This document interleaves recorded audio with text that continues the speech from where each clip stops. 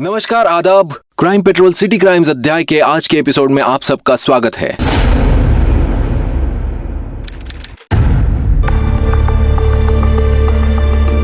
जल्दी जल्दी जल्दी जल्दी आ अरे वाह, वेरी गुड। डर नहीं लग रहा है ना बेटा? वापस नहीं। करेंगे। हाँ, चलो चलो जल्दी चलो। ये संभाल के। हाँ, जल्दी आओ। आ जाओ। हाय भाभी। हाय। हाय वर्षा। आओ बेटा, जल्दी आओ। आओ, फिर से एक बार करेंगे। आओ आओ आओ आओ, वेरी गुड।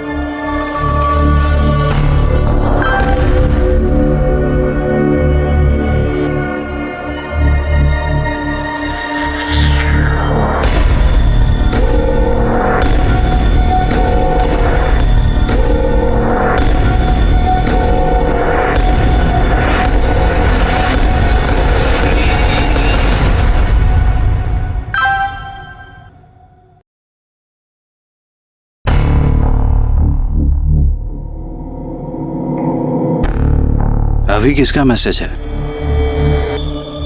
कुछ नहीं, जंक मेल है। इतनी गर्म चाय आई। अगर इतनी जल्दी थी तो फिर चाय की जगह शरबत दे देती मुझे। तो पढ़ना। ये लो, जल्दी रखो। और चलो जल्दी करो। हाँ हाँ हाँ। हाँ ओके।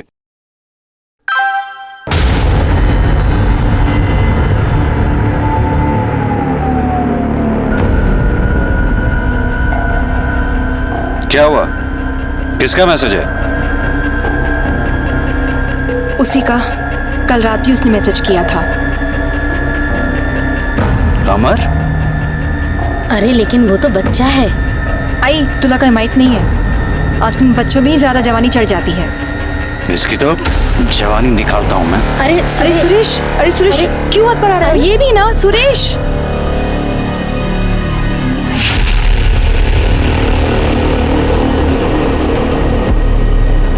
ए, क्या बकवास है ये सब? हाँ, क्या बकवास है? तेरी बेबी का सुनो जी। फोटो है, इसमें चिल्लाने का क्या? तारीफ ही तो की है। यही सब सिखाते हैं तुमको कॉलेज में? बच्चे हो तो बच्चे बन के रहो, समझे? चिल्लाओ मत। सोशल मीडिया पे कमेंट्स किए, क्या गलत किया इसमें? बीवी है मेरी। ओए, इतनी जलन हो रही ना तो संभाल अपनी बीवी को। सोशल मीडिया पे फोटोज डालेंगे तो कमेंट्स आएंगे। मुंह तोड़ डालूंगा। अरे छोड़ो, छोड़ो, मुंह तोड़ दूंगा मैं तेरा। लगता है किसी और के साथ ज्यादा बोलना, तेरी तो जान से मार डालूंगा तेरे को मैं। टच करके दिखा, देख तेरे खानदान के साथ क्या करता टच करके दिखा, तू मारूंगा तुझे मैं। क्यों लड़ रहा है साले? हट।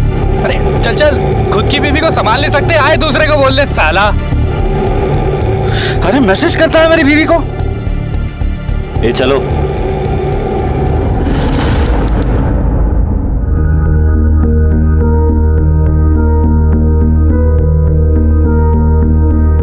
अरे बेटा, वर्षा को कहीं देखा? शायद वो गार्डन में खेल रही होगी। अच्छा, वर्षा को ढूंढ रही हो? अरे लेकिन लता ताई तो उसे आज नीचे लेकर आई ही नहीं। क्या? ऐसा कैसे हो सकता है? क्या हुआ मिली? नहीं है वर्षा, घर पे ही होगी। चलो चलो।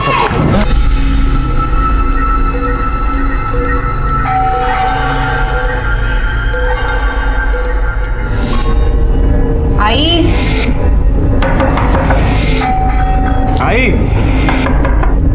वर्षा, बेटा मम्मी आली आहे आणि तुझ्यासाठी सरप्राईज पण आहे। दरवाजा खोलो। वर्षा, आई कहाँ चली गई? मेरे पास चाबी है, ठीक है?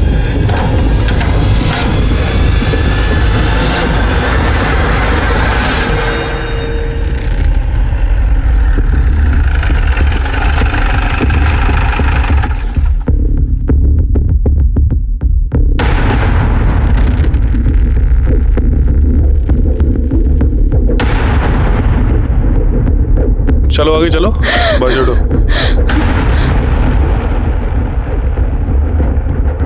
सर, ये लता जी हैं, ये सुरेश रायकर हैं। लता जी सुरेश रायकर की सास और इनकी माँ है। ये नैना जी और ये 4 साल की वर्षा। बॉडी पर कोई भी चोट के निशान नहीं है। गला दबाकर इनको मारा गया है। कोई रीजन पता चला? हाँ सर, आइए मैं दिखाता हूँ। ये देखिए सर, आप दोनों 2 मिनट के लिए बाजू आना। ये देखो सर, पूरा कवर्ड बिखरा पड़ा है। और ये देखिए सर, चोर ये गहनों के बॉक्स ऐसे ही यहाँ खाली छोड़कर गहने लेकर भाग गए। मुझे लगता है कि इसके पीछे चोरी का ही मोटिव हो सकता है। कोई फोर्स एंट्री का निशान है? नहीं सर, आइए दिखाता हूँ। ये देखिए सर, डैश पर या कुंडी पर कोई भी तोड़फोड़ के निशान नहीं है। मतलब हो सकता है कि मारने वाला इनके जान पहचान का ही होगा कोई। बॉडीज को पोस्टमार्टम के लिए भेजा। वर्षा को कहीं नहीं ले जा सकते। देखो, आप इसे कहीं नहीं लेके जा जल्दी सकते। करो। सूरज बताओ।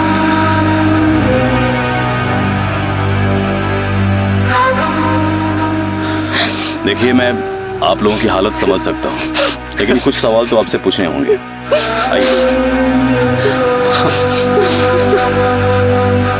देखने से ये हत्या चोरी के मकसद से की गई नजर आ रही है। क्या क्या सामान चोरी हुआ है आपके यहाँ से? कुछ 8-10 हज़ार के कैश होंगे सर, और आई के और नैना के गहने।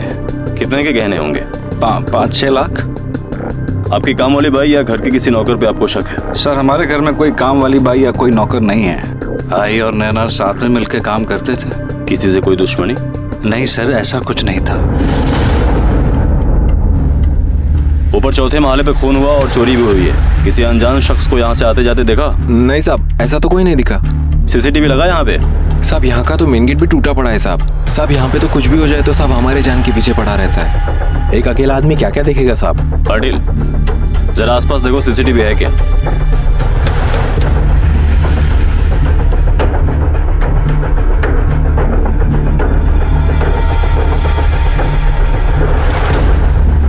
हाँ सर। ये बाजू की दुकान कितने बजे खुलती है? बाजू की दुकान का मालिक हज पे गया है, 1 हफ्ते बाद आएगा।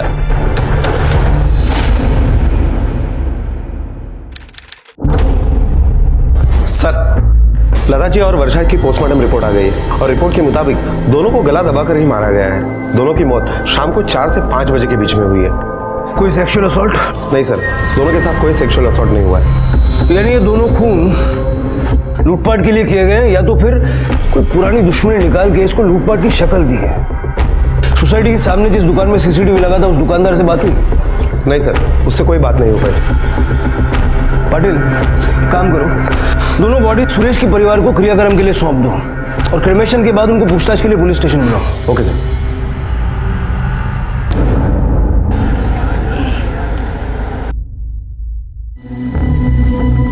किसने मारा मेरी आई और मेरी बेटी को? पकड़ा गया है ना वो? आप शांत हो जाइए, पहले आप बैठ जाइए। आपने अब तक उसे नहीं पकड़ा? तुम्हें शांत पड़े बस बाबू। देखिए, हमारा इन्वेस्टिगेशन चल रहा है, हमें कुछ और जानकारी आपसे चाहिए थी। क्या जानना चाहते हैं आप? हम दोनों अपनी अपनी ऑफिस चले गए थे और हमारे जाने के बाद कौन आया वो हम कैसे बता सकते हैं? जो लता जी है, ये आपकी माँ नहीं थी, इनकी माँ थी। जी। आप दोनों के साथ ही रहती थी? एक्चुअली नैना के बाबा एक्सपायर्ड होने के बाद आई को हमने हमारे साथ रख लिया था, क्योंकि उनकी देखभाल करने वाला कोई था नहीं। वो बिल्कुल मेरे आई की जैसी थी। वर्षा को बहुत प्यार करती थी वो। हो सकता है कि आपका किसी के साथ झगड़ा हुआ और उसी ने ये अमर ने ये सब कुछ किया होगा। ये अमर कौन है? एक बहुत ही घटिया लड़का है वो, हमारी सोसाइटी में रहता है। क्या बकवास है ये सब? हाँ, क्या बकवास है? तेरे बीवी का फोटो है, इसमें चिल्लाने का क्या? तारीफ ही तो किया है। यही सब सिखाते हैं तुमको कॉलेज में? बच्चे हो तो बच्चे बन कर रहो, समझे? इतनी जलन हो रही है ना, तो संभाल अपनी बीवी को। तेरी तो जान से मार डालूंगा। टच करके दिखा, देखकर खानदान के साथ क्या करता हूँ मैं। इस तरह के झगड़े के लिए वो आपकी माँ और आपकी बेटी की जान क्यों लेगा? सर, वो एकदम पागल लड़का है, वो अपनी गलती कभी भी नहीं मानता है। और उस दिन उसने मुझे मेरी पूरी फैमिली को मारने की धमकी दी थी। उस दिन शनिवार था।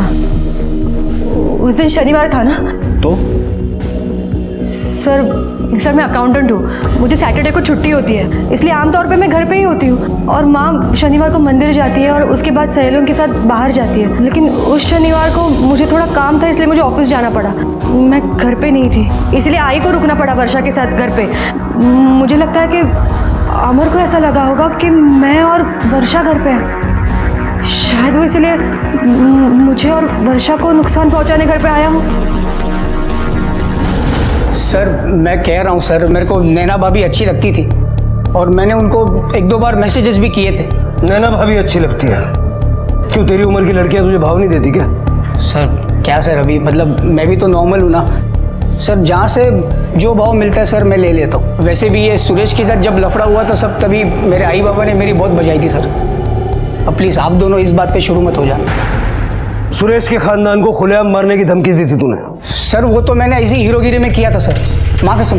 वो सामने की बिल्डिंग के खिड़की पे सीमा खड़ी थी ना सर, इसलिए। सोसाइटी में जितनी भी औरतें हैं सबको लाइक करता है तू, हाँ? बच्ची हो, जवां हो, आंटी हो, बुड्ढी हो, सबको। सर अभी अच्छी लगती है तो अच्छी लगती है सर अभी, लेकिन सर आज से प्रॉमिस इन आंटियों के चक्कर में नहीं पड़ूंगा सर, पक्का।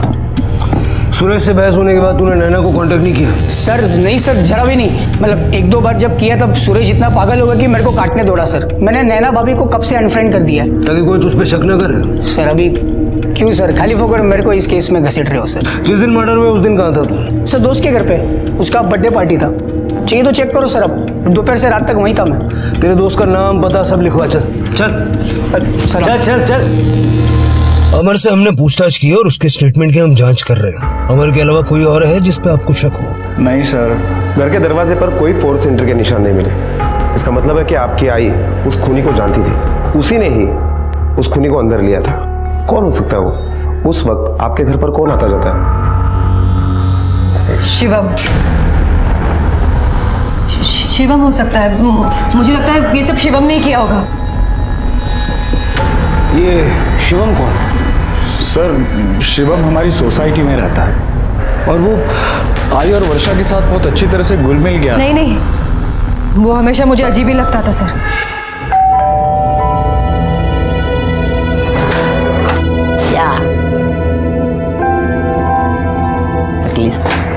पानी गिर लेते। हाँ।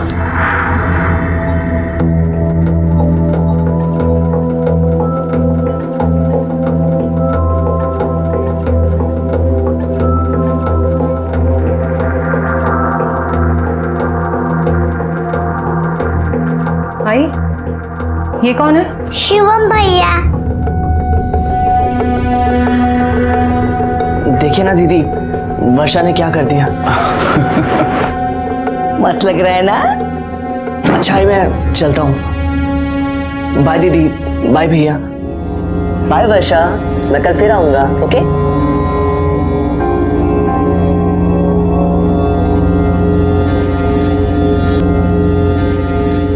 क्या है ये सब? हाँ, देख दोबारा ऐसे घर में मत लेना, मुझे बहुत अजीब लगता है ये लड़का। तू भी ना, बहुत अच्छा लड़का है वो, अपनी वर्षा के साथ खेलने के लिए आता है। वर्षा का भी मन लगा रहता है। और हाँ, वो दोनों मेरे सामने ही खेलते हैं। तू टेंशन मत ले, मैं चाय लेके आती हूँ, बैठ। तो आपको लगता है कि शिवम ने ही ये सब किया? पता नहीं सर, अब वो एक ही इंसान ऐसा था जो हमेशा हमारे घर पे पड़ा रहता था। ये क्या बोले जा रही हो तुम नैना? शिवम क्यों मारेगा वर्षा और आई को? वो तो वर्षा को कितना प्यार करता था। मेरी कुछ समझ में नहीं आ रहा है सुरेश, क्या बोलूं? बताओ मुझे, ये सब कोई क्यों करेगा? क्यों मारेगा वर्षा को और मेरे आई को?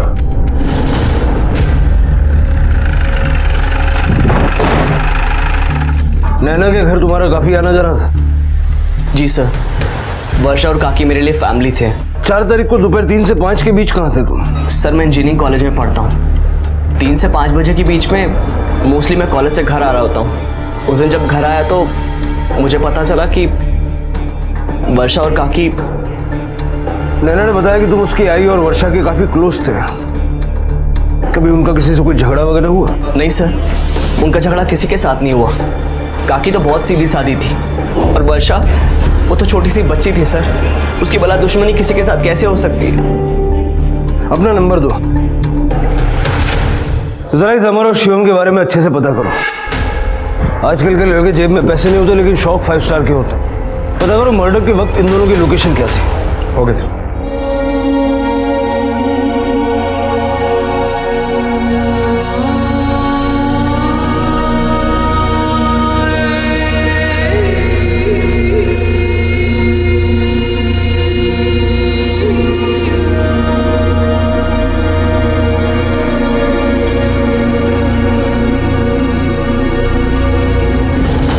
सर, ये अमर सच बोल रहा है। जिस दिन ये हादसा हुआ उस दिन देर रात तक वो अपने दोस्तों के साथ पार्टी मना रहा था। पार्टी में और भी कई सारे लोग थे। मैंने उनसे भी इस बात की पुष्टि की है कि अमर वहीं पर था। उसके मोबाइल के लोकेशन के मुताबिक ये भी पता चल रहा है कि वो पार्टी में ही था, वो सोसाइटी में आया ही नहीं था। और शिवम?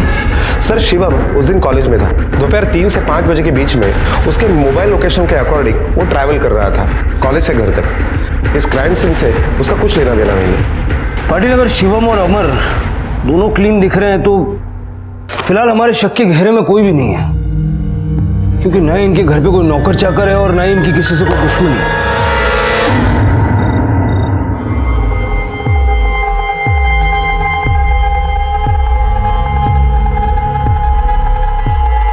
नैना,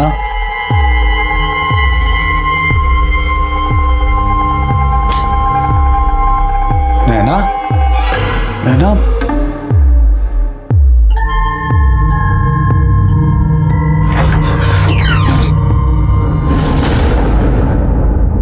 नैना, नैना, नैना, नैना, हौसला रखो नैना, संभालो अपने आप को। कैसे संभालू सुरेश, कैसे संभालू मैं अपने आप को? मैं मेरे बच्चे को नहीं बचा पाई सुरेश, मैं कुछ नहीं कर पाई उसके लिए। अगर उस दिन मैं घर में होती ना तो ये सब नहीं होता, मेरे बच्चे बच जाते सुरेश। ये सब मेरी वजह से हुआ है। सर ये देखिए, सोसाइटी के सामने वाली दुकान की सीसीटीवी फुटेज आ गई है। सर ज्यादा लोग अंदर बाहर नहीं गए, लेकिन ये औरत ही सबसे ज्यादा सस्पिशियस लग रही है। पाटिल, ये लेफ्ट वाले रोड का सीसीटीवी कैमरा भी जरा चेक करो।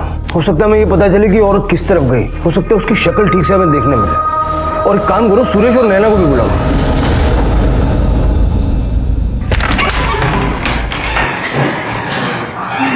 आप लोग अब तक ये सीसीटीवी फुटेज ही देख रहे हैं? देखा सुरेश, अब तक इन्होंने नहीं पकड़ा उसे। आपका क्या जाता है? आपके लिए तो ये सब सिर्फ एक केस है ना? नैना जी, हमारे लिए कोई भी केस सिर्फ नौकरी नहीं होता है। हम आपका दर्द बांट नहीं सकते, लेकिन समझ जरूर सकते हैं। और जितना जल्दी आप चाहती हैं कि गुनहगार को सजा मिले, उतना ही जल्दी हम भी चाहते हैं। और इसीलिए हमने आपको यहाँ बुलाया है। पाटिल, ये देखिए, ये आपके सोसाइटी का एंट्रेंस का सीसीटीवी फुटेज है। इसमें जो लोग दिखाई दे रहे हैं, क्या आप जानते हैं इनके? हाँ, ये लोग हमारी सोसाइटी में रहते हैं। लेकिन ये औरत कौन है? एक्चुअली हम भी नहीं समझ पा रहे कि ये औरत कौन है, लेकिन जिस वक्त यह हादसा हुआ उसके ठीक बाद ये औरत सोसाइटी के बाहर बहुत घाई में आई थी। जरा ठीक तरह से देखिए। चेहरा कुछ ठीक से दिखाई नहीं दे रहा है इसका, कुछ समझ में नहीं आ रहा। लेकिन ये साड़ी जो पहनी है इस औरत ने,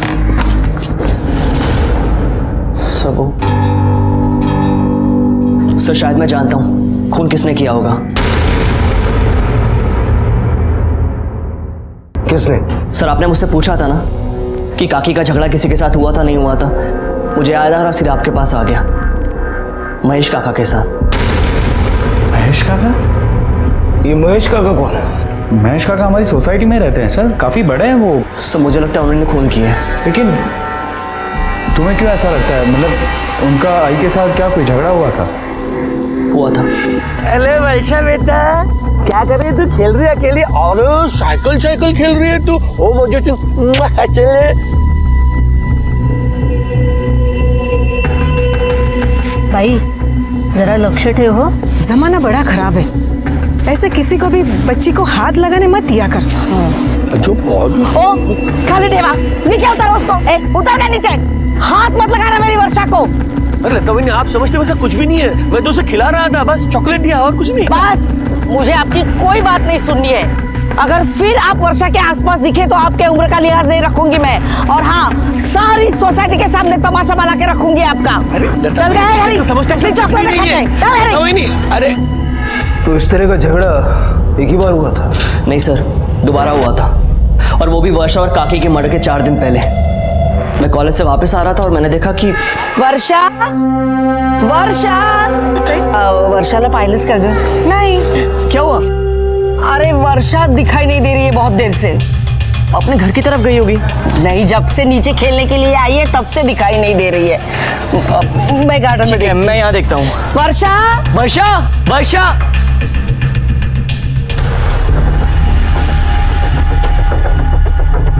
वर्षा, वर्षा। काकी, हाँ जल्दी आइए। खैर, वो देखिए, वर्षा सुरभि अंकल के साथ है।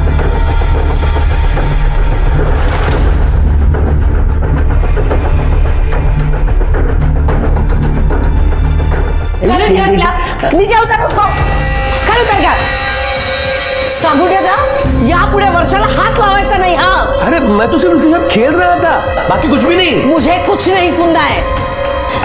एक बात याद रखना, अगर वर्षा को हाथ लगाया ना तो देख लेना, पुलिस बुलाऊंगी मैं। हाँ, चल गए घरी। अरे लता बहनी, मेरी बात सुनो लता बहनी, लता बहनी। घरी नहीं।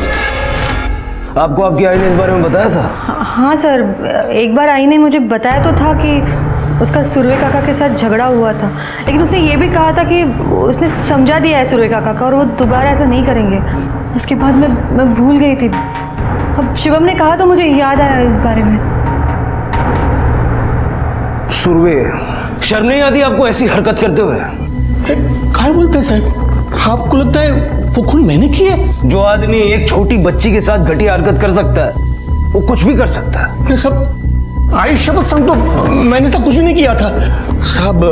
लता वही गलत समझ रही थी, उसका भी कोई दोष नहीं है साहब। आजकल का समय सब गलत है। आपको पूरी सोसाइटी में वर्षा ही मिली थी लाड प्यार करने के लिए, कोई और बच्चे नहीं थे? सब वर्षा मुझे मेरी शिवानी की याद दिलाती है, मेरी नाती शिवानी। पिछले साल मेरा बेटा अपने परिवार के साथ हमेशा के लिए यहाँ से चला गया। अब यहाँ मैं और मेरी बीबी रहते हैं। सब मुझे मेरी नाती की बहुत याद आती है साहब। शिवानी बिल्कुल वर्षा जैसी दिखती है। हाँ साहब, सच कह रहा हूँ। ये देखिए साहब। तो ये बात आपने लता जी को क्यों नहीं बताई? साहब मैंने बहुत कोशिश की थी, लेकिन उन्होंने मेरी बात कभी सुनी नहीं। लता जी ने आपको वर्षा से दूर रहने की हिदायत दी थी ना? फिर आप उसे सीढ़ियों के पास क्यों लेके गए थे? साहब मैं उसे कहीं नहीं लेके गया था, मैं तो सीधे से नीचे की तरफ उतर रहा था। अरे वर्षा बेटा, एकटीच खेळतेस तू बाहुलीशी? इथे कोणाकडे आली वर्षा? इथे काय करतेस सो? चल घरी, चल घरी। अरे लता बहनी, मैं कुछ नहीं कर रहा था, सिर्फ उसके साथ खेल रहा था। चल घरी। अरे तुला किती वेळ? अरे वो बिल्कुल मेरी नाती जैसी है लता बहनी। साहब इसके बाद मैंने सोच लिया कि अभी कभी भी वर्षा के पास नहीं जाऊंगा। अच्छा नहीं लगता ना साहब, कोई ऐसे बोले तो। बस इतना ही हुआ था? जी साहब। क्यों? लता जी ने आपको सबके सामने डांटा, काफी लोग जमा हो गए, सबके सामने उसने आपको बेइज्जत किया, ये कौन बताएगा? नहीं साहब, ऐसा कुछ भी नहीं हुआ था और लोग ज्यादा नहीं थे, एक हाथ दो थे।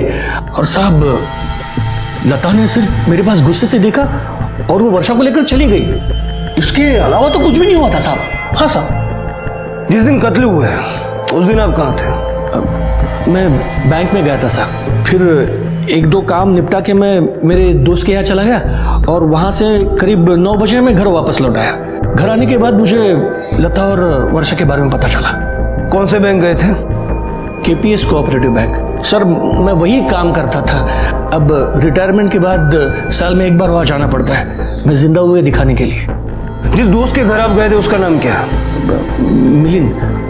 मिलिंद नागरकर। मिलिंद नागरकर का एड्रेस लिखवा दीजिए और आप जा सकते हैं। जी सर।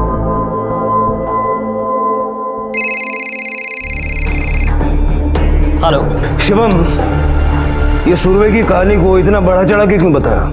नहीं सर, मैंने जो देखा आपको वही बताया। बड़ा तमाशा हुआ था, काफी लोग आए थे, तो चल सबके नाम बता। उस वक्त वहां पे कौन कौन मौजूद था? सर एकदम से तो मुझे कुछ याद नहीं है, आप मुझे थोड़ा सा टाइम दीजिए, मैं आपको कॉल बैक करता हूँ।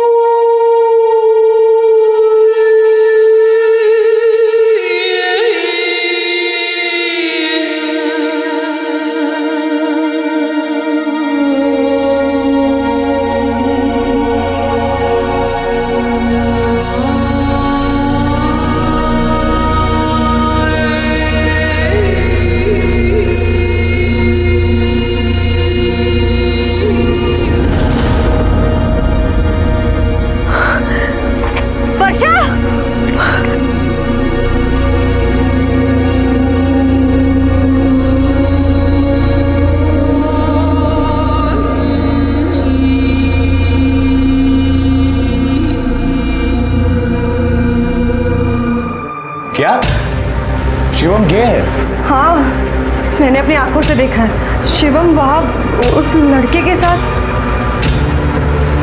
सुरेश, हमें पुलिस को बता देना चाहिए। कम ऑन नैना, अगर शिवम गे है तो उसकी पर्सनल लाइफ है, उसमें पुलिस को बताने की क्या जरूरत है? सुरेश, तुम समझने की कोशिश करो। मुझे शिवम कभी पसंद नहीं आया। वो कुछ अजीब सा ही है। मुझे शक होता है। देखो, तुम मेरी बात सुनो, मुझे उस पर शक है। हम पुलिस को बता देते हैं, उन्हें उनकी छानबीन कर लेते तो फिर मुझे भी तसल्ली मिल जाएगी। बस करो नैना, आई गई है, वर्षा गई है, उसका मतलब ये नहीं है कि तुम हर बात पे ऐसे रिएक्ट करोगे। अरे शिवम तो खुद अपनी मदद करने आया था। तुम प्लीज पुलिस को अपना काम करने दो, प्लीज अपने आप को संभालो प्लीज। सर, ये सोसाइटी के लेफ्ट वाले रोड पर जो एटीएम वहां की सीसीटीवी फुटेज है, इसमें भी वही औरत है जो सोसाइटी से बाहर आई थी और इसने यहां से ऑटो पकड़ा। पता लगा इस ऑटो ड्राइवर का?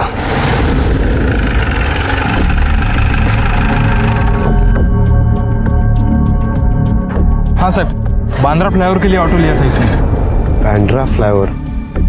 रिक्शा तो उसके आगे जाती नहीं है। उस औरत के बारे में और कुछ बता सकते हो जो तुम्हें अच्छी तरह से याद हो? बहुत अजीब औरत थी साहब, पूरा मुंह अपना साड़ी से ढक लिया था उसने। सूरज जी ने बताया कि उस दिन वो आपके साथ थे। हाँ, यहाँ आया था वो, करीब 3 बजे आया था। फिर हमने चाय पी ली और वो चला गया। चाय पी के चले गए? हाँ। मेरे हिसाब से वो रात के 8-9 बजे तक आपके साथ थे। नहीं सर, दरअसल मुझे एक शादी में जाना था, इसलिए मैंने उसे जाने के लिए बोला।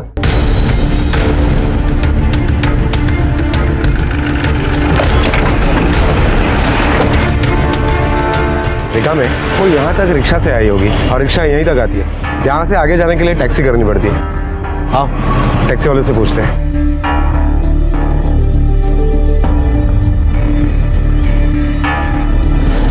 सुरवे साहब, झूठ तो बेहतरीन बोला आपने, लेकिन आप ये भूल गए कि झूठ की उम्र ज्यादा लंबी नहीं होती।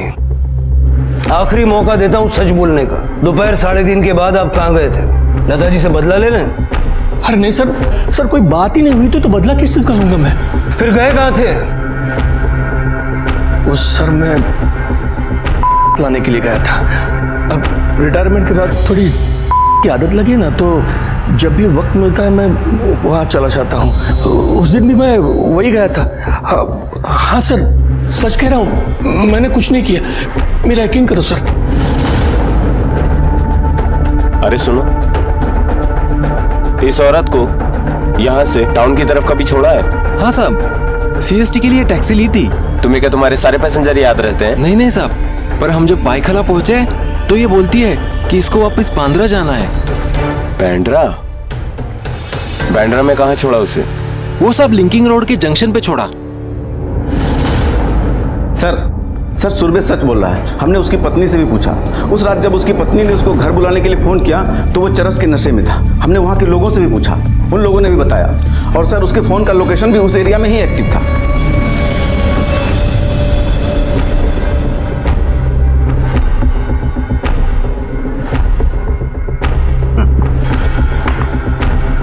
पाटिल, इस फुटेज में साफ नजर आ रहा है कि ये कोई औरत नहीं बल्कि आदमी है। इस रिक्शा के नंबर से जरा इस रिक्शा वाले का पता लगाओ। Okay sir. पुलिस लता और वर्षा के कातिल तक पहुंचने की पूरी कोशिश कर रही थी। वो उस औरत का भी पता कर रही थी जो कत्ल वाले दिन सोसाइटी से निकली थी, लेकिन आगे का रास्ता काफी मुश्किल उभरा था क्योंकि पुलिस के पास कोई भी पुख्ता सबूत या गवाह नहीं थे। उधर नैना की हालत दिन ब दिन खराब होती जा रही थी।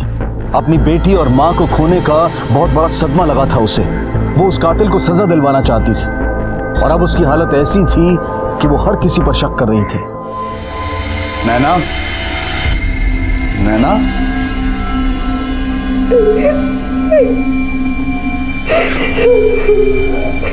नैना, नैना, दरवाजा खोलो नैना। नैना,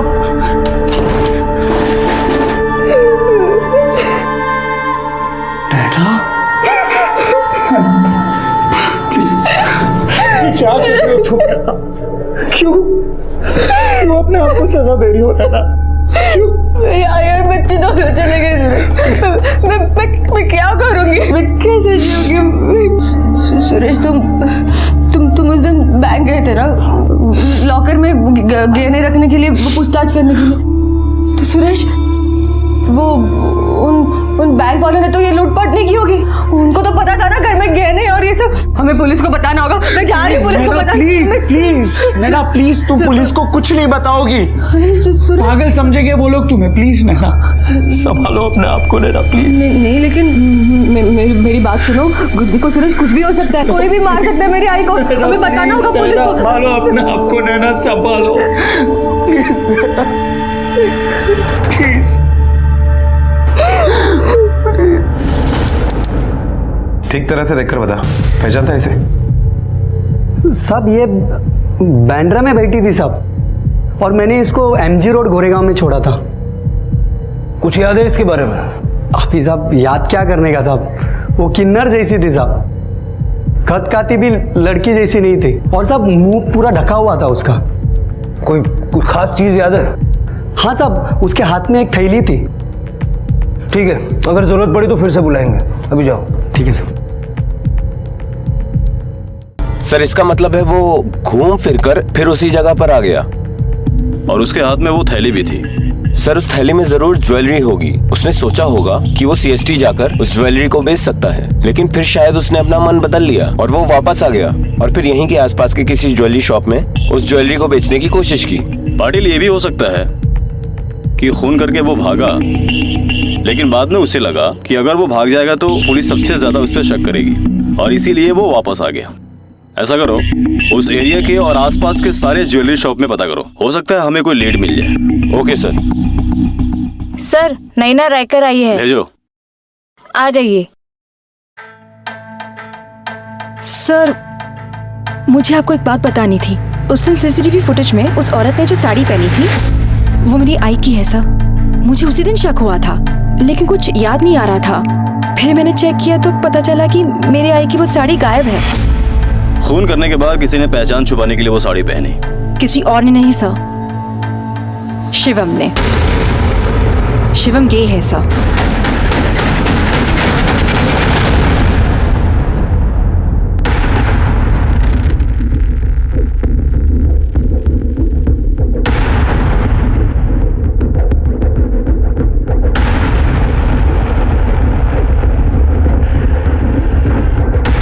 हाँ सर, एक लड़का आया था इसे बेचने के लिए और उसके पास और भी गहने थे। तो आपने खरीदे?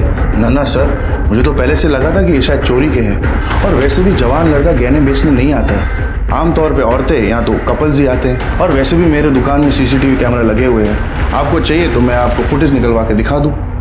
दे दो। सर, किलर ने जिस ज्वेलरी शॉप में ज्वेलरी बेचने की कोशिश की वहां के CCTV फुटेज आ गए। चलो। और आई एम श्योर कि ये शिवम ही होगा।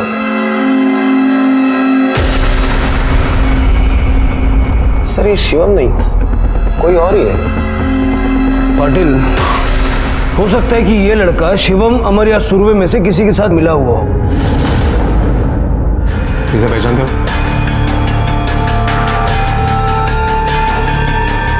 नहीं, इसे तो हम नहीं पहचानते। माणिक मैडम, काय कळलं? नहीं सर। नक्की? सर, किसी ने पहचाना? मैंने भी पूरी सोसाइटी में पूछताछ की, लेकिन इसे कोई नहीं पहचानता। रेखा में शिवम को बुलाओ। हो साहब। सर, 1 मिनट थांबा। सर, शिवम और उसकी फैमिली कल रात को ही कानपुर शिफ्ट हो गए। शिवम को फोन लगाओ।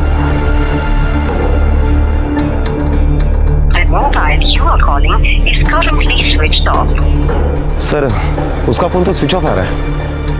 किसी के पास दूसरा नंबर है शिवम का? नहीं, शिवम का नंबर तो नहीं है, लेकिन उसके फादर का नंबर है मेरे पास।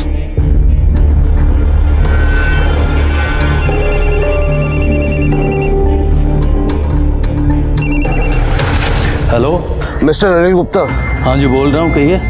शिवम आपका बेटा है? जी हाँ, शिवम हमारा बेटा है। कहिए, बात क्या है? कुछ खास नहीं, वो वर्षा के केस में जरा उससे बात करनी थी। उसको फोन लगा रहा था, नंबर लग नहीं रहा। कोई बात नहीं सर, मैं अभी उससे बात कराता हूँ, वो यहीं पे है। शिवम बेटे, आपका फोन बचा है।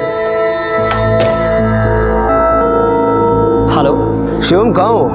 फोन लगा रहे, लग नहीं रहा तुम्हारा। सर एक्चुअली मैं कानपुर में ही हूँ, कल ही शिफ्ट हुआ। बाबा रिटायर हो चुके हैं तो हम लोग कानपुर में आ गए। वैसे मेरे पास यहाँ का लोकल नंबर भी है, आप वो ले लीजिए। दो, मैं आपके इस नंबर पे मैसेज कर देता हूँ। ठीक है। वैसे सर, कातिल का कुछ पता चला?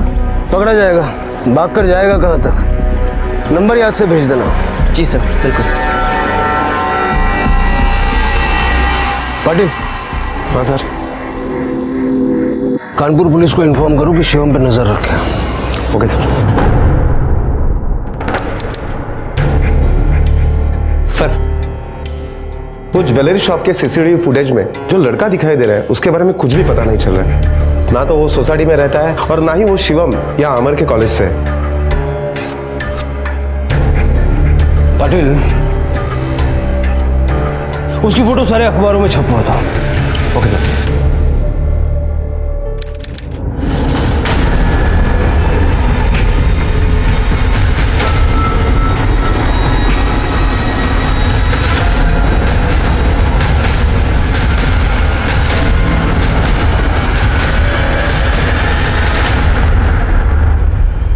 डॉक्टर दीक्षित।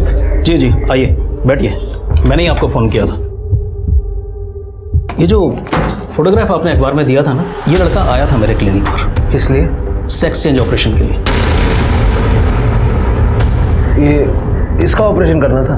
नहीं नहीं, इसके साथ एक लड़का और था, आई गेस इसका पार्टनर था वो, उसके ऑपरेशन के लिए आया था। पाटिल,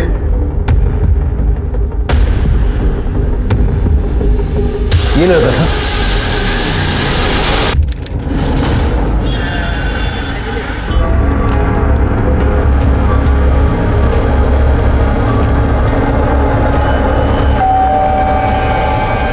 मेरे दोस्त होंगे, मुझे लेने आए होंगे। लेने ही आए हैं तुझे? लेकिन सर, इसने किया क्या है? अपने बेटे से पूछिए कैसे नाम रोशन किया है आपका। चल सर, लेकिन सर मेरी बात।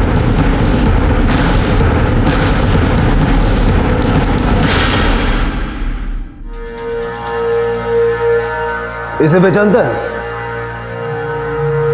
नहीं, मैं नहीं जानता। देखिए सर, मैंने कुछ भी नहीं किया। आप लोग मुझे फालतू में फंसाने की कोशिश मत कीजिए। देखा मैं, देख, ये वही लड़का है जिसके साथ डॉक्टर अशोक मोरे के क्लिनिक में सेक्स चेंज का ऑपरेशन करवाने के लिए तू गया था। अब सच बोलेगा या इस डॉक्टर की दवाई चाहिए? समय ये और ये फोटोग्राफ में लड़का मेरा बॉयफ्रेंड है।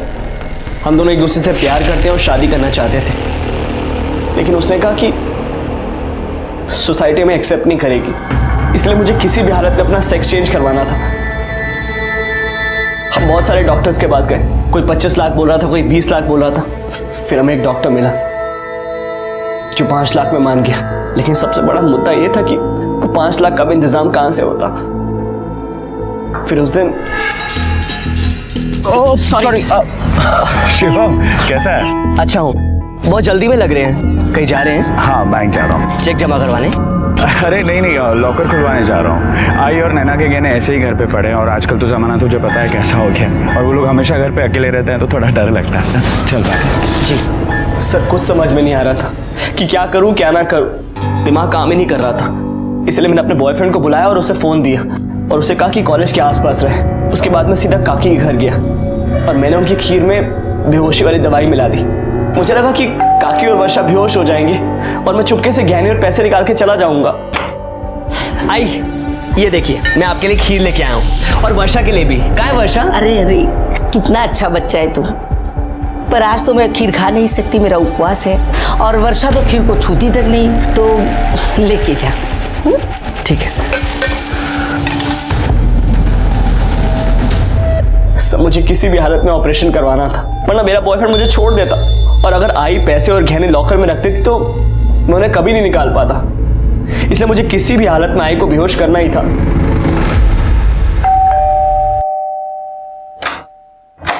आई, मैं वर्षा से मिलने आया था। वो क्या है ना, वर्षा सोई है और मैं भी सोने जा रही हूँ, तू बाद में आ जाएगा। आई मेरी बात सुनिए, मैं यहाँ पर किसी को नुकसान पहुंचाने नहीं आया हूँ। मुझे सिर्फ ज्वेलरी और पैसा चाहिए, मैं चुपचाप लेके चला जाऊंगा। तू पागल हो गया? हाँ, पागल हो गया मैं। पैसा अंदर पड़ा है ना, निकल अंदर।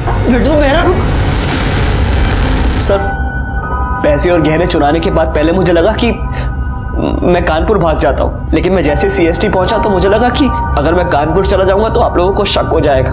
मैं सीधा MG रोड गया और अपने बॉयफ्रेंड को ज्वेलरी वाला बैग दे दिया और उससे अपना फोन ले लिया। फोन लेने के बाद मैं सीधा अपनी सोसाइटी में आ गया। अपनी जिंदगी संवारने के चक्कर में 2 मासूम जाने ले ली तूने, सड़ना अब जिंदगी भर जेल। क्यों मारा तुमने मेरे बच्चे को? क्या बिगड़ा था तुम्हारा? मेरे बच्चे को मार दिया। इतना प्यार करते थे इससे। शिवम को लता और वर्षा की हत्या के लिए और उसके पार्टनर को जुर्म में उसका साथ देने के लिए गिरफ्तार किया गया है। शिवम ने अपने सेक्स चेंज ऑपरेशन के लिए जो रास्ता अख्तियार किया वो सरासर गलत था। शिवम जिस पर लता और वर्षा इतना भरोसा करती थी, जिसे वो इतना प्यार और स्नेह देती थी, उसने अपने फायदे के लिए उन दोनों को मार डाला। ये आजकल के हमारे समाज का खौफनाक चेहरा है। चाहे कोई कितना भी करीब क्यों ना हो, अपने घर की अंदरूनी बातें, घर में रखे पैसे और गहनों का जिक्र उनके सामने ना करें। भरोसा करें, लेकिन आंख और कान खोले रखकर। देखते हैं हमारे आज के एपिसोड की दूसरी कहानी।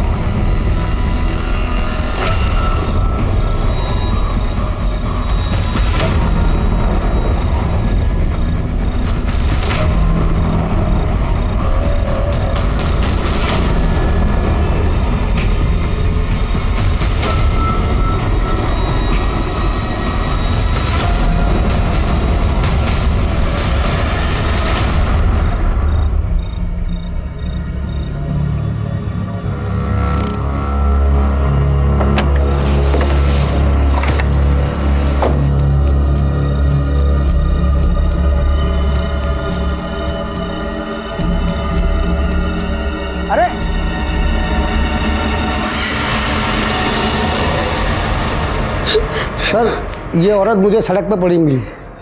मेरी गाड़ी के आगे आके बेहोश हो गई। मैंने इसकी हालत देखी तो मैं सीधा इसे यहाँ ले आया।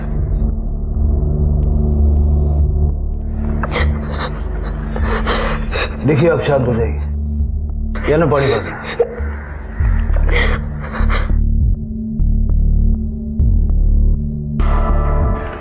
अब बताइए क्या हुआ था? सर, दो आदमियों ने मेरे साथ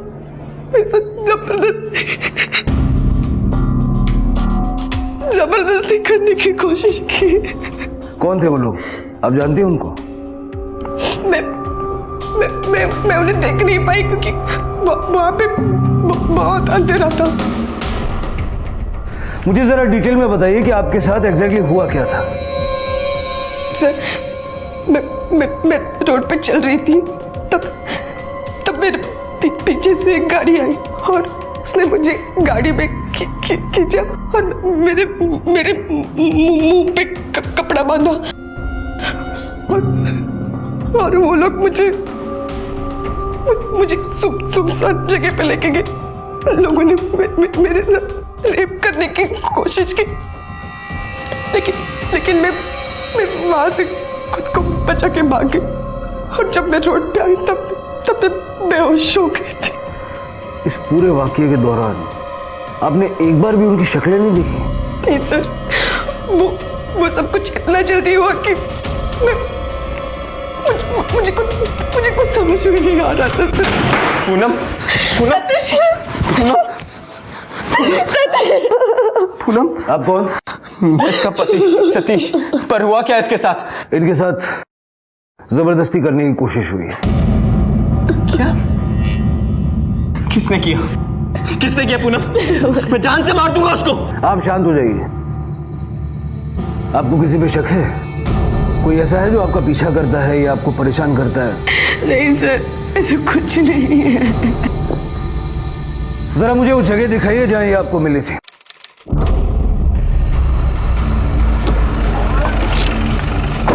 सर ये मुझे यहाँ मिली थी।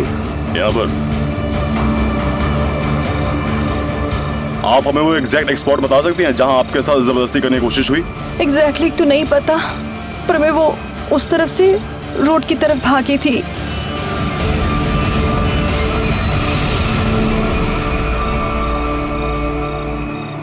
सर, ये देखिए पैरों के निशान। लगता है इनके साथ यहीं पर जबरदस्ती की गई है। सर ये पर्स। ये तो मेरा पर्स है। जरा आसपास देखो, कुछ मिलता है क्या? सर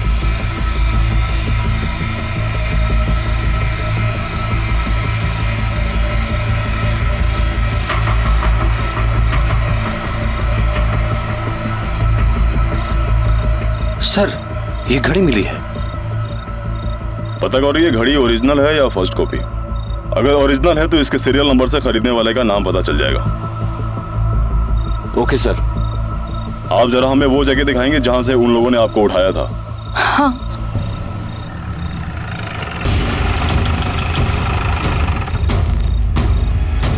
सर वो यहीं से ही उठाया था। गाड़ी किस तरफ से आई थी? सर वो पीछे से।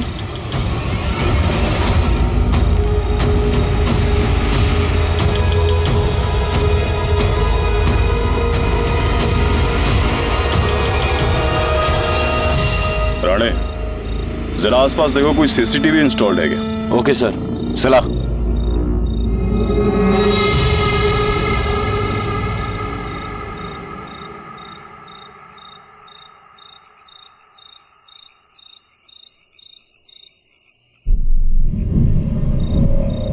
क्या हुआ बेटा? सब खैरियत? जी अंकल, सब ठीक है। क्या हुआ भाभी? सब ठीक है ना? और ये आपकी आंखें इतनी सूजी क्यों है? आप रोए हो?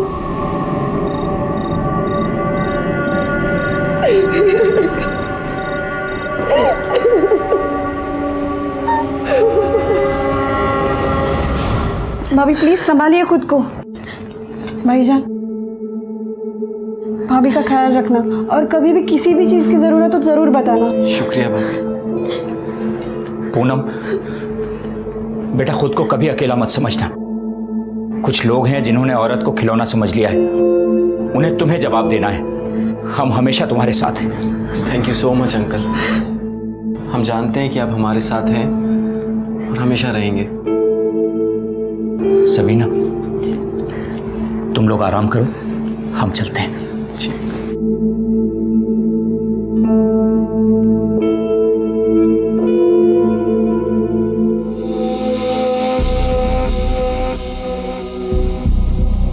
पूनम, मुझे एक बात समझ में नहीं आ रही है। जब तुम्हारे जोड़ों में दर्द था तो तुम बाहर गई क्यों? सतीश, वो काव्या को हल्का हल्का सा बुखार था। मैंने सोचा बर्थडे से पहले मैं उसे मेडिकल से दवाई लेके।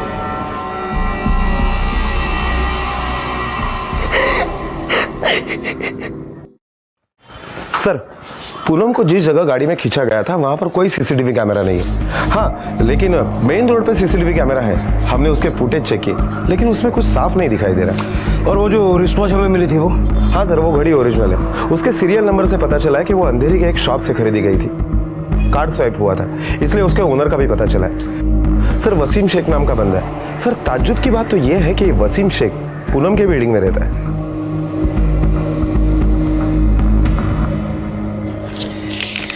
ये लीजिए आपका रेंट। इस बार तो ठीक है, पर अगले महीने से मकान का पूरा किराया मैं चेक में ही लूंगा।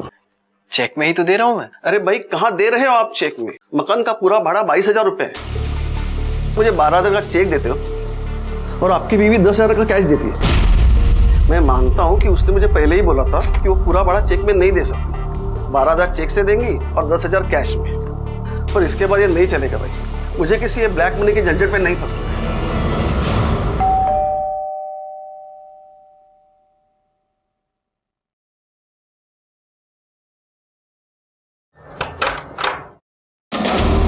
जी वसीम शेख। जी मेरा बेटा है, बताइए। जी मैं ही हूँ, बोलिए। ये घड़ी आपकी है ना? जी मेरी है, लेकिन ये तो 2 महीने पहले खो गई थी। आपको कहाँ से मिली? वहीं जहाँ आपसे खो गई थी। ये घड़ी हमें उस जगह से मिली जहाँ कल पूनम के साथ हादसा हुआ था। सर लेकिन भाई ने आपको बताया कि ये 2 महीने पहले खो चुकी है। अगर घड़ी वाकई खो गई थी तो फिर घबराने की कोई बात नहीं है। फिलहाल इनको हमारे साथ जाना होगा। लेकिन सर इन्होंने किया क्या है? Rape attempt. क्या? आपकी बिल्डिंग में रहने वाली पूनम के साथ जबरदस्ती करने की कोशिश की है इन्होंने। ऐसा नहीं हो सकता सर, पूनम के साथ हम सब लोगों के अच्छे ताल्लुकात हैं। क्या उसने ऐसी कोई शिकायत की आपसे? आपको कुछ गलतफहमी हो रही है। देखिए फिलहाल इनको हमारे साथ जाना होगा, चलिए। अब्बू देखिए, अब्बू सर, अरे ऐसे कैसे ले जा सकते हैं आप लोग?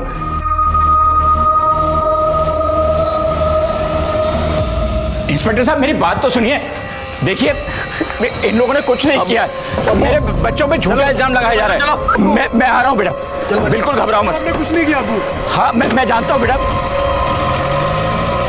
क्या हुआ रफीक चाचा, क्यों इन्हें लेके जा रहे पुलिस?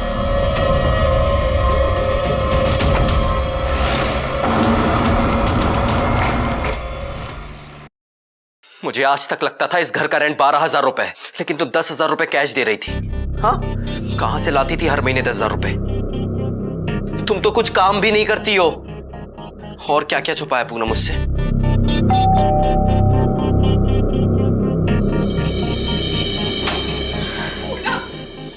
भाभी क्या हो गया? आप क्यों रो रहे हो? घर पे पुलिस आई थी और आसिफ और वसीम के उठा के लेके गई। पर क्यों? क्योंकि पुलिस को ऐसा शक है कि कल रात पूनम के साथ जबरदस्ती करने की कोशिश उन दोनों ने की थी। क्या? पूनम मुझे जानना है कि सच क्या है। पूनम मैं सच जाने बिना नहीं मानूंगा। पूनम बोलो, क्या छुपा रही तुम मुझसे? पूनम प्लीज बोलो, मैं पूछ रहा हूं तुमसे कुछ।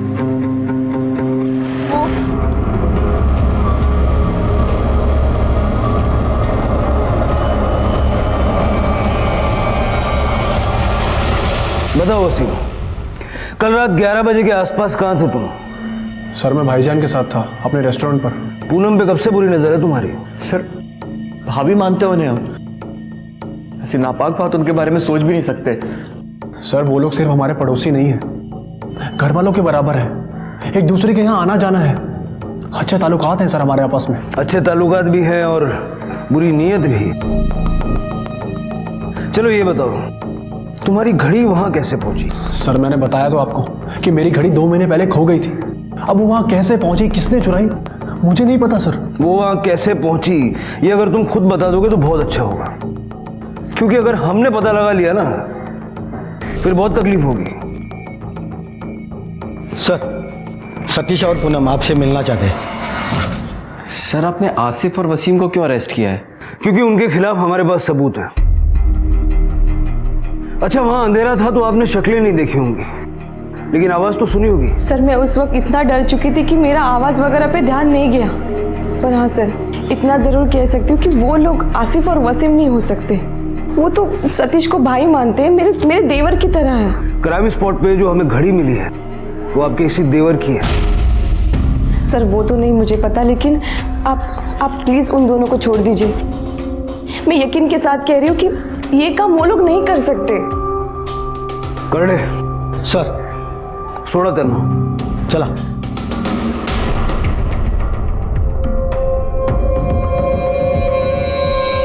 बेटा बहुत बहुत शुक्रिया, तुमने आसिफ और वसीम को इस झूठे और वाहियात इल्जाम से बचा लिया। नहीं चाचा जी, इसमें शुक्रिया वाली कौन सी बात है। मुझे अच्छे से पता है कि आसिफ और वसीम भाई ऐसा कुछ कर ही नहीं सकते।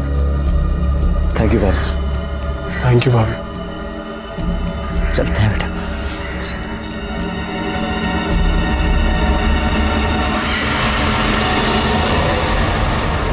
इन दोनों को फंसाने के लिए तुमने ये नाटक किया था ना, तो फिर बचाया क्यों? इन दोनों की हालत देख के मुझे उन पर दया आई थी। अगर मैं इन दोनों को नहीं छुड़ाती तो इनकी जिंदगी बर्बाद हो जाती। और वैसे भी मेरा मकसद इन्हें सजा दिलाना नहीं है, बस शक के घेरे में लेना, और वो हो चुके। पूनम, क्या ये सब करना जरूरी है? कोई और ऑप्शन नहीं है क्या? सतीश, मेरे पास अगर कोई ऑप्शन होता तो मैं ये सब कुछ क्यों करती, और वो भी रफीक चाचा के साथ।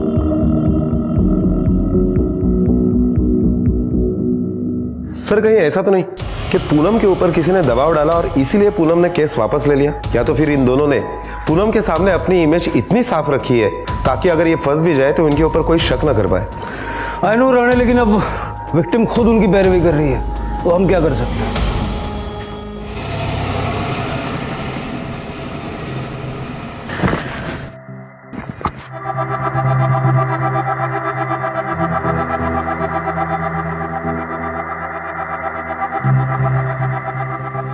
रफीक चाचा, इन दोनों के बारे में सुना था, वो सच है क्या? वो अगर सच होता ना तो ये यहाँ नहीं होते। मुझे यकीन है कि मेरे बच्चे कभी भी इतनी गंदी हरकत नहीं कर सकते। लेकिन तो दिख ही गया किसको किस पे कितना है। बड़ा एक दूसरे के घर पे घुसे रहते थे। किसके मन में कितना मैल है ये कौन जान सकता है? किसी से हमदर्दी नहीं रख सकते तो अपनी जबान पर लगाम तो लगा ही सकते हैं ना। किसने हक दिया आपको मेरे बेटों पर फप्तियां कसने का, उन्हें गुनाहगार साबित करने का? अरे जाइए ना, काम करिए अपना।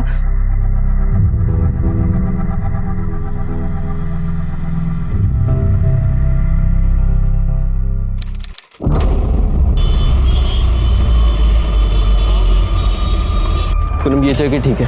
हाँ, अभी तुम मारना पीछे यहाँ सर पे, और थोड़ा जोर से मारना, सर पे लगना चाहिए। हाँ चलो जल्दी पूनम, जल्दी मारो पूनम। नहीं मुझसे नहीं होगा। नहीं पूनम, पूनम हमें करना पड़ेगा ये। हाँ, हमारे पास इसके अलावा और कोई रास्ता नहीं है, हमें आगे की प्लानिंग करनी है। चलो डरो मत, मारो पूनम, जल्दी मारो, कोई आ जाएगा। पूनम मारो, पूनम। बाकी तो मैं समझता हूँ। लीजिए चाय लीजिए। इतना आगे आने के बाद पीछे हटने का क्या मतलब है? सब्र रखिए, अल्लाह सब अच्छा करेगा। रफीक भाई, आपके इतना हिम्मतदार मैं नहीं हूँ। मुझे मेरे घर परिवार की चिंता है, मुझे माफ करना। अब हम आपका साथ नहीं दे पाएंगे।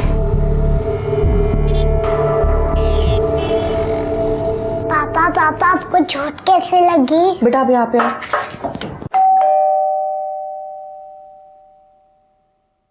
सब संभाल के।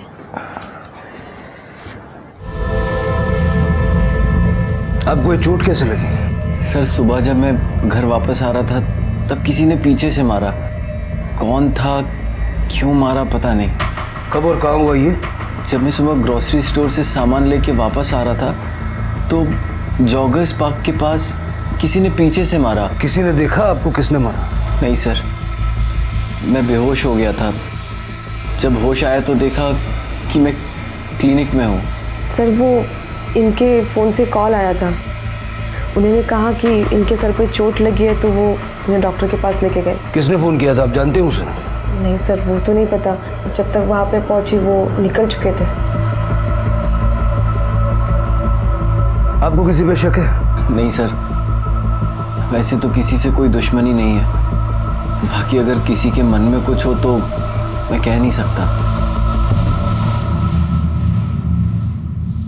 सर बड़े ताज्जुब की बात है कि एक ही हफ्ते के अंदर एक ही फैमिली के 2 लोगों पर हमला होता है और दोनों वक्त किसी ने भी हमलावर को नहीं देखा। राणे, कोई ऐसा इनसे दुश्मनी निकाल रहा है जिसके बारे में इस वक्त ये लोग सोच भी नहीं रहे हैं। तुम क्राइम स्पॉट पे जाके इंक्वायरी करो, मैं जरा इनका बैकग्राउंड चेक करता हूँ। ओके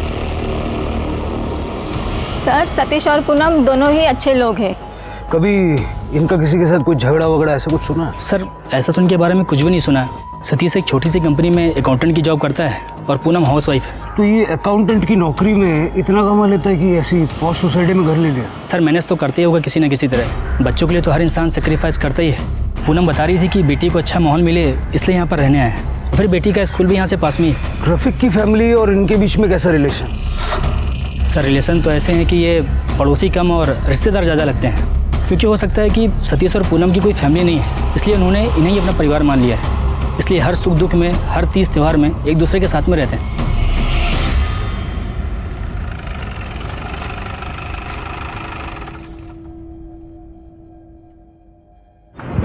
जगह तो यही बताई थी उसने।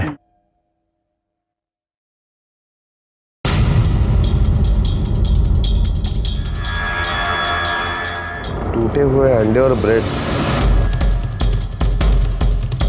यहाँ पर सीसीटीवी कैमरेज भी नहीं है, फुटेज भी नहीं मिल पाएगी। अरे सुनो, सुबह कितने बजे दुकान खुलती है तुम्हारी? सुबह 10 बजे खोल लेते हैं। तुम्हारी दुकान कितने बजे खुलती है सुबह? सुबह 9 बजे दुकान खोलता हूँ साहब। 9 बजे?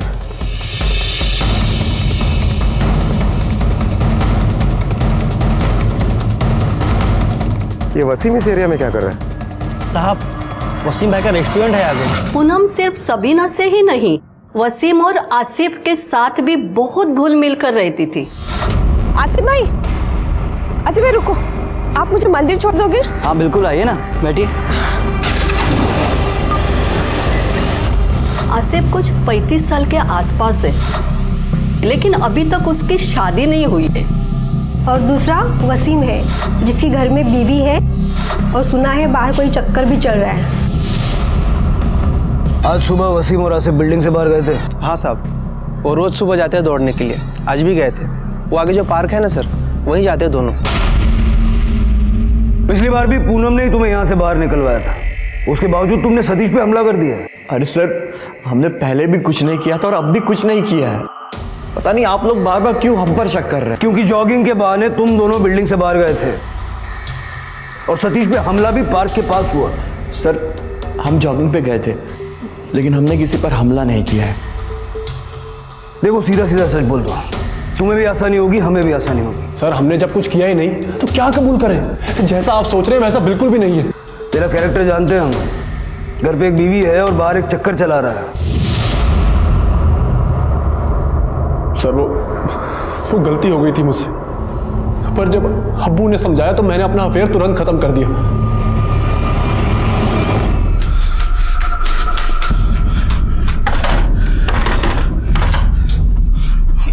बेटा, मेरे दोनों बच्चों को पुलिस फिर से उठाकर ले गई। तो आपका कहना है कि वसीम और आसिफ ने आप पे हमला नहीं किया? सर, वो लोग मुझ पे हमला क्यों करेंगे? कोई तो वजह होनी चाहिए ना। आप किसी से डर रहे या आप पर कोई प्रेशर बना रहा है? सर ऐसी कोई बात नहीं है, हम पे किसी का प्रेशर नहीं है। तो कहीं आप ही की तो पकाई हुई कोई खिचड़ी नहीं है? 2 बार आप पे हमला हुआ, दोनों बार आपने किसी को नहीं देखा। जिस पे हमें शक है हमने पकड़ा, उसको बचाने आप ही आ गए। ये कोई कोइंसिडेंस है या आप जानबूझ के कर रहे हैं? सर, हम ऐसा क्यों करेंगे? हम लोग तो खुद परेशान है कि हमारे साथ क्या हो रहा है और ये क्यों हो रहा है।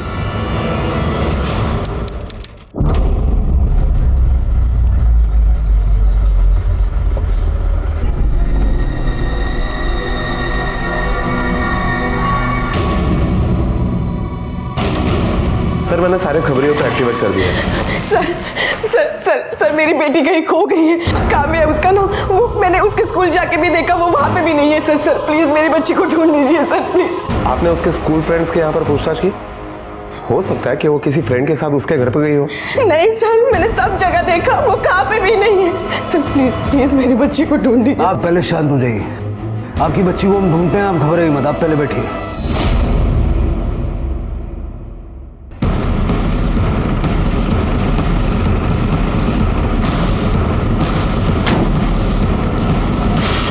अब मैंने तो उसको रोज की तरह उसके स्टॉप पे उतार दिया था। जब तूने उसे उतार दिया तो उसके घर से कोई उसे लेने के लिए आया था? इतना ध्यान नहीं दिया साहब। ध्यान नहीं दिया, इसकी वजह से एक लड़की गायब हो गई उधर।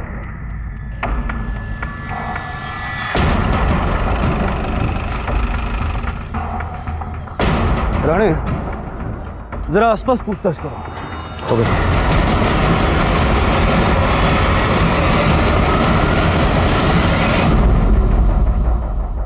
सर, किसी ने कुछ नहीं देखा? सर, किसी को कुछ पता नहीं। ऐसा कैसे हो सकता है रानी? स्पॉट पे इतनी चहल पहल है, अगर बच्ची को किसी ने यहीं से उठाया है और किसी ने नहीं देखा, not quite possible. Asif Kavya से बहुत प्यार करता था, वो उसका काफी ख्याल भी रखता था। कितनी बार तो काव्या को आसिफ स्कूल बस से घर भी लेकर आए, क्योंकि काव्या का स्कूल का टाइम और आसिफ और वसीम का लंच टाइम सेम है। मतलब वसीम या आसिफ में से किसी ने काव्या को किडनैप किया है, और शायद इसीलिए सड़क पे कोई शोर या हलचल नहीं है। सर, उस वक्त मैं अपने घर पर था, लंच कर रहा था, मैं बाहर निकला ही नहीं। सर, मैं भी अपनी गर्लफ्रेंड के साथ था, मुझे नहीं पता काव्या कहाँ है।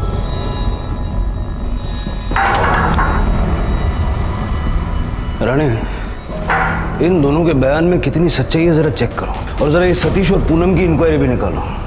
Okay sir.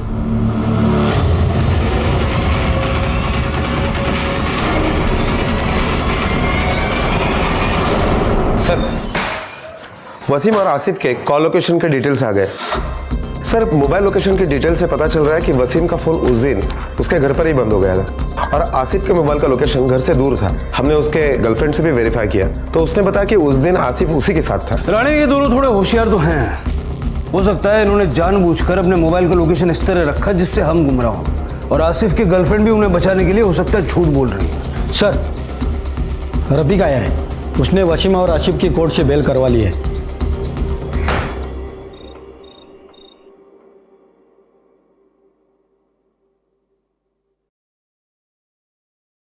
अब्बू, आपने पुण्य आंटी के साथ गंदी बात की थी।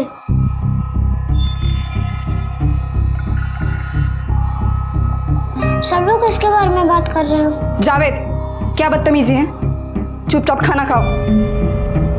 पता नहीं किस बात का बदला ले रहे हैं दोनों हमसे। एक नहीं, तीन बार तुम लोगों पर इल्जाम लगे हैं। वाकई तुम लोगों ने कुछ नहीं किया? अब्बू, आप हम पर शक कर रहे हैं? बहस नहीं चाहिए, अपना अपना सामान पैक करो और निकलो यहां से। जब तक अपनी बेगुनाही का सबूत नहीं मिल जाता, दोबारा इस घर में दिखना मत मुझे। अब्बू, आप भी जानते हो कि सही क्या है। आप अपनी ही औलाद को ऐसे रास्ते पे नहीं छोड़ सकते। सही और गलत मैं जानना भी नहीं चाहता। इल्जामात लगे हैं तो उनसे बरी होना भी जरूरी है। तो ठीक है, मैं और जावेद भी इनके साथ जाएंगे। नहीं, तुम यहीं रुकोगी अब्बू का ध्यान रखने के लिए, और जावेद हमारे साथ कहाँ धक्के खाएगा? अब्बू, मैं भी आपके साथ चलूंगा। नहीं बेटा, आप अम्मी के पास रुको। नहीं अब्बू, मैं भी आपके साथ चलूंगा। बेटा, मैंने कहा ना आपसे, आप अम्मी के पास रुको। नहीं अब्बू। चलो। अम्मी, मेरे को अब्बू के साथ जाना है। हाँ, मेरे को अब्बू के साथ हाँ, जाना है। चलो, अंदर चलो।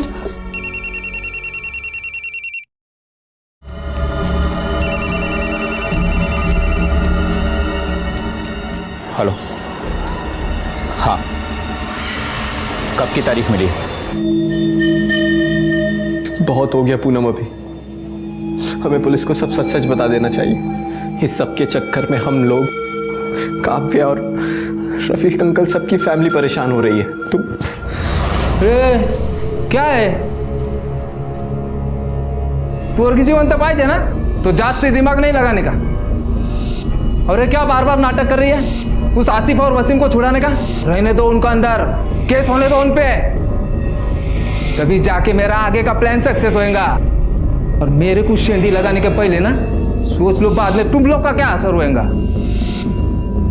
जब तक मैं नहीं बोलता है वो चीज धरिच रहेगी, समझे क्या?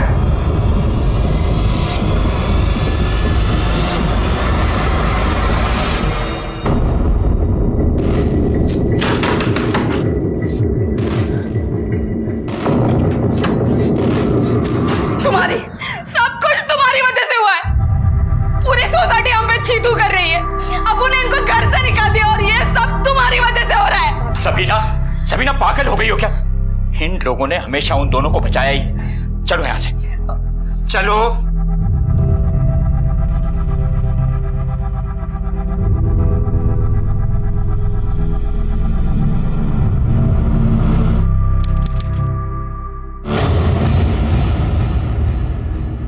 सारी दुनिया हमें गलत समझ रही है। कैसे अपनी बेगुनाही साबित करेंगे हम? ये पूनम और सतीश ने हमारे साथ अच्छा नहीं किया। सतीश और पूनम की चालाकियों का जवाब अब देना पड़ेगा। आसिफ और वसीम काव्या को जहाँ रख सकते हैं, ऐसे सारे ठिकानों को हमने चेक किया, काव्या कहीं भी नहीं। और इन्वेस्टिगेशन के दौरान यह भी सामने आया कि किडनैपिंग के वक्त आसिफ और वसीम उस स्पॉट पर मौजूद ही नहीं था। कोई और ऐसा है जिस पे आपको शक है कि वो ये काम कर सकता है? सर, एक्चुअली हम लोग आपसे खुलकर बोल नहीं पा रहे थे, लेकिन अब तो हमें भी लगता है कि वसीम और आसिफ ने ही काव्या को किडनैप किया होगा।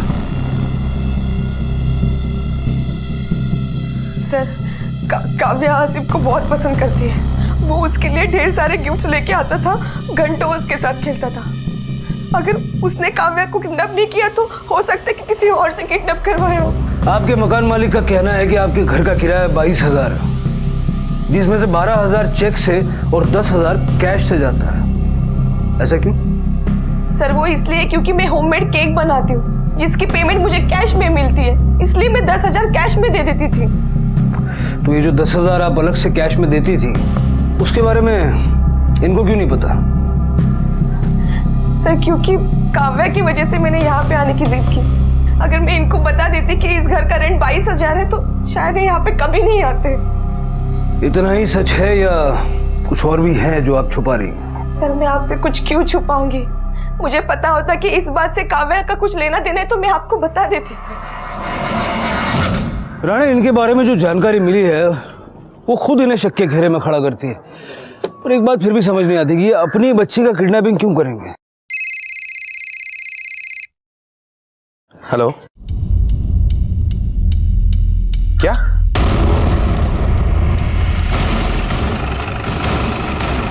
साहब, मैंने आपको कॉल किया था। बॉडी कहाँ है? इधर है सर। सर, जब बच्ची गायब हुई थी तो उसके बदन पर स्कूल यूनिफॉर्म था, लेकिन जब उसकी लाश मिली तब कुछ और कपड़े थे। देखने से तो लगता है कि वो किडनैपर बच्ची का ख्याल रख रहे थे। राणे, जब हम फर्स्ट टाइम पूनम और सतीश के घर गए थे तब काव्या ने यही ड्रेस पहनी थी, और अगर आसिफ और वसीम ने उसे उठाया तो उनके पास वो ड्रेस कैसे पहुंची? सर, दोनों फैमिलीज का एक दूसरे के घर पर आना जाना था, शायद उसी वक्त ये कपड़े चुराए गए हो। हाँ राणे, लेकिन पूनम के रेप अटेम्प्ट का केस करने के बाद भी क्या इसी तरह आना जाना लगा रहा होगा? मुझे लगता है कि आसिफ और वसीम को फंसाने के लिए पूनम और सतीश ने ये काम किया है। मतलब पहले पूनम पे रेप अटेम्प्ट, फिर सतीश पे हमला और अब काव्या की किडनैपिंग। सर, लेकिन किसी को फंसाने के लिए क्या माँ बाप अपनी बेटी को मार देंगे? वही तो जानना है राणे कि वो ऐसा कर सकते हैं या नहीं, और अगर कर सकते हैं तो उनका मकसद क्या है? आखिर ऐसा क्या सच हो सकता था पूनम और सतीश की मजबूरी का कि उन्हें अपनी ही बेटी को किडनैप करने पर मजबूर होना पड़ा और भाई माने जाने वाले लोगों को दुनिया के सामने बेइज्जत करना पड़ा?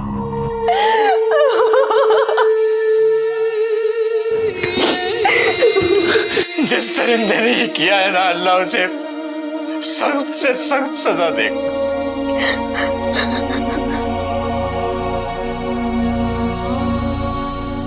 दूसरे का घर जलाकर अपने घर में रोशनी करना चाहती थी ना तुम?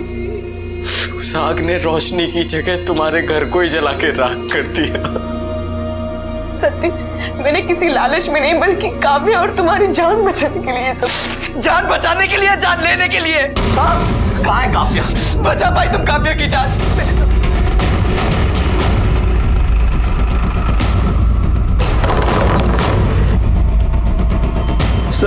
सर, हम नहीं कुछ किया। हम कुछ नहीं किया सर, सही बता रहा हूँ सर। बोलो, क्यों मारा काव्या को? सर, हमने नहीं मारा सर उसे। हम तो उसे आपके पास लाना चाहते थे ताकि अपनी बेगुनाही साबित कर सके सर। हमारे पास लेकर आ रहे थे मतलब? सर, हमें लगा कि सतीश और पूनम हमें जानबूझकर फंसा रहे हैं और उन्होंने काव्या को गायब किया है, इसीलिए हम लोग सतीश के गोडाउन पर गए और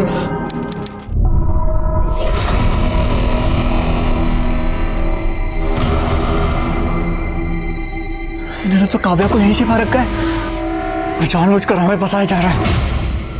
इनका ये खेल ना हम यही खत्म कर देंगे। वसीम अंकल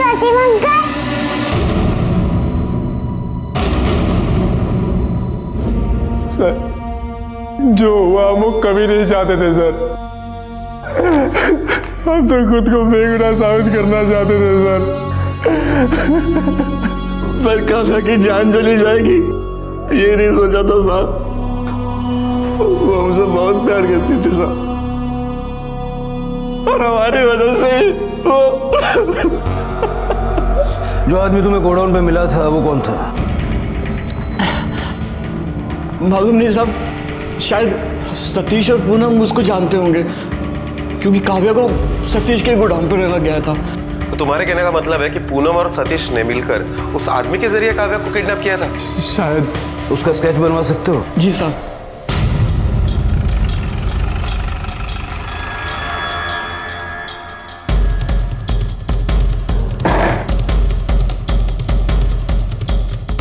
अंदर देखो सब तरफ। सर ये देखिए, खाने के पैकेट्स। लगता है यहां पर कोई रह रहा था। सर ये देखिए, काव्या के स्कूल के कपड़े। मतलब शायद वसीम और आसिफ सच बोल रहे हैं। पूरे एरिया की पूछताछ करते हैं।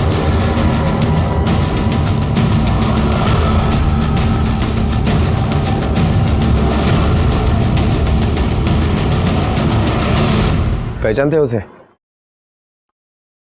अरे हाँ साहब, 3-4 दिन से मेरे यहाँ से चिप्स, चॉकलेट और ब्रेड लेके जाता था साहब। कौन था, कहाँ से था, कुछ मालूम है? इतना डिटेल तो मालूम नहीं साहब। मामा कुर्ता पैजामा और टोपी पहनता था और नासिक साइड की मराठी बोल रहा था। राणे, जरा पता करो कि पूनम और सतीश की फैमिली और रफीक की फैमिली में से नासिक की तरफ किसका कनेक्शन पड़ता है। हेलो जी, मैं शिरपुर पुलिस स्टेशन से PSI सचिन कामले बात कर रहा हूँ। आपने जिस आदमी का स्केच भेजा था उसका नाम संतोष जाधव है। वो यही नासिक का ही रहने वाला है। उसके खिलाफ 2 एक्सटॉर्शन के केसेस है। उसका क्रिमिनल रिकॉर्ड है। पहले वो सखाराम नाम के नेता का राइट हैंड था। आजकल सखाराम मर्डर केस में अंदर है। मुझे संतोष यादव और सखाराम, इन दोनों के बारे में आपके पास जितनी भी इंफॉर्मेशन है तुरंत भेज दीजिए। Okay sir. सिर्फ संतोष ही नहीं, बल्कि सतीश और पूनम, इन दोनों का गांव भी शिरपुर ही है। और शिरपुर के बाजू वाले गांव में ही वसीम और आसिफ भी रहते। सर, जब आसिफ और वसीम इन दोनों का बैकग्राउंड चेक किया तो पता चला है कि इनका बाप रफीक एक मर्डर केस में आई विटनेस है।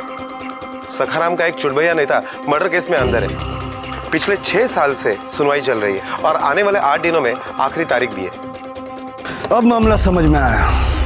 रफीक अपने बयान से कोर्ट में मुकर जाए इसलिए उसके बेटों को फंसाया जा रहा है।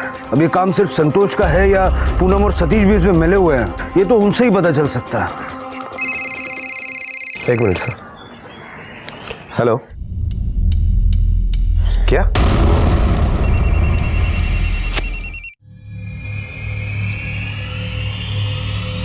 हेलो, कौन बोल रहा है? ए रफीक, अपने बेटों को छुड़ाना चाहता है ना, तो इस बार तारीख को कोर्ट में नहीं जाने का, समझे क्या? हाँ, तेरे बच्चे आ जाएंगे घर पे वापस। हेलो हेलो,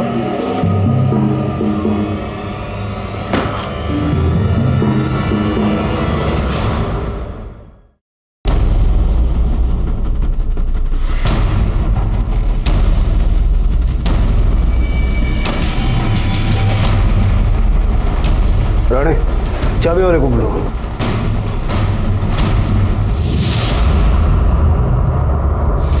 पूनम की वजह से मेरी काव्या मरी, इसलिए मैंने उसे भी मार दिया। ये सारी प्लानिंग तुम दोनों ने संतोष के साथ मिलकर की थी? नहीं सर, हमने कोई प्लानिंग नहीं की थी। उल्टा संतोष हमारी मजबूरी का फायदा उठा रहा था।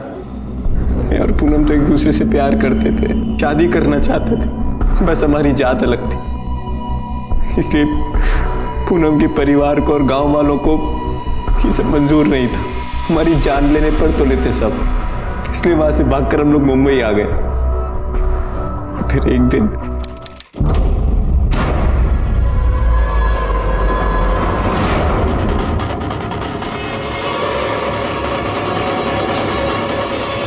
काका, म्हणजे तू भाग के आके मुंबई में अपना संसार किया है, हाँ? अगर तू नहीं चाहती कि गांव वालों को और तेरे परिवार को तेरे इधर होने की खबर मिले और वो आके तेरे बच्चे को और पति को मार डाले। काका नको। हाँ नको ना, तो अभी रफीक शेख के सोसाइटी में जाके रहने का और आगे जैसा मैं बोलता है वही सच करने का, समझ लेना। हाँ ये ब्लैकमेल वाली बात तुम्हें शुरू से पता थी? नहीं सर, जब पूनम ने रेप अटेम्प्ट की कंप्लेन की तो मुझे उस पर शक हुआ। मैंने उससे पूछा तब उसने मुझे ब्लैकमेल वाली बात बताई। मैं भी मजबूर था सर, मैंने भी उसका साथ दिया क्योंकि मैं काव्या को कोई नुकसान नहीं होने दे सकता था। कौन किसको मारने वाला कुछ पता नहीं सर। संतोष ने मुझसे ये कहकर 5 लाख मांगे थे कि कोर्ट में रफीक गवाही नहीं देगा। मैंने उस 5 में से उसे 2.5 लाख दिया था, लेकिन आगे वो क्या करने वाला मुझे कुछ पता नहीं। संतोष का है? पता नहीं सर, उसके बाद उसने मुझसे कोई कांटेक्ट नहीं किया।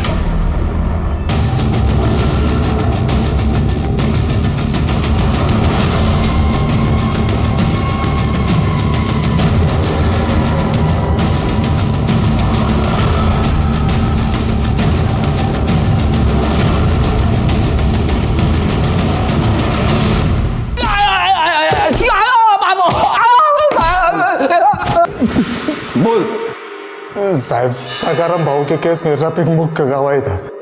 रफीक बहुत आदर्श वाला है ना, तो वो टूटने वाला नहीं था।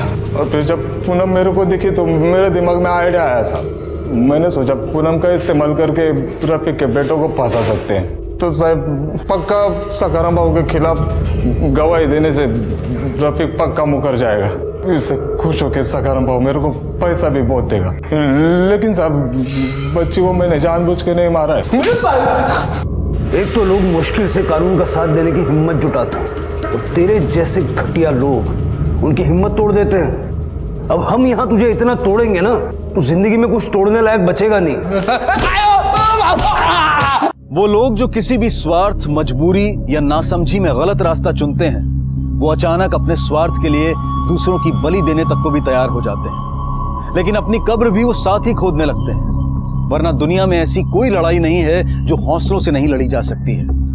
और ऐसी एक ईमानदार जंग रफीक लड़ रहा, जो ना वो सिर्फ हारी बल्कि अपने परिवार को भी ले डूबी। जुर्म के प्रति सिर्फ पुलिस की ही जिम्मेदारी नहीं बनती, बल्कि नागरिकों की भी जवाबदेही होनी चाहिए।